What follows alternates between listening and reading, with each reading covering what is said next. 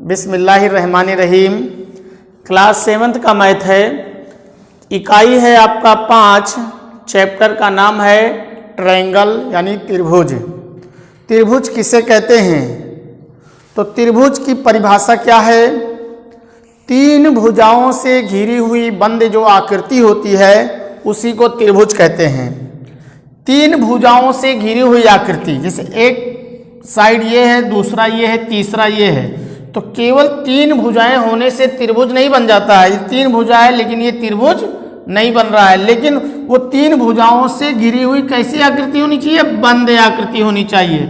अगर 3 भुजाओं से घिरी हुई बंद आकृति है तो उसे त्रिभुज कहेंगे। या इसकी दूसरी परिभाषा है कि 3 असंरेख बिंदुओं को मिलाने से जो आकृति प्राप्त होती है उसे त्रिभुज कहते हैं।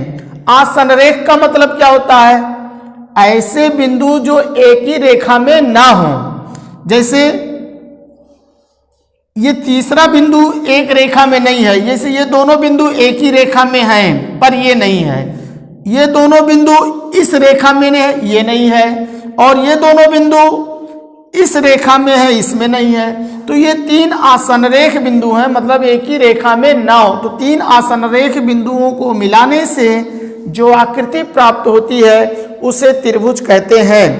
अब त्रिभुज में 3 भुजाएं होती हैं।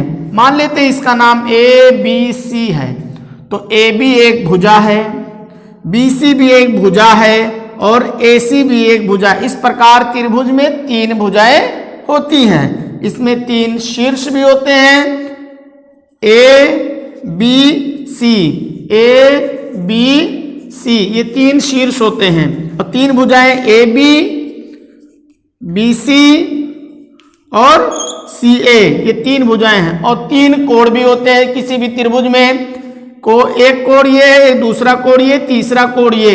इसे मैं लिखूंगा कोण ए, ये कोण बी और ये वाला है कोण सी।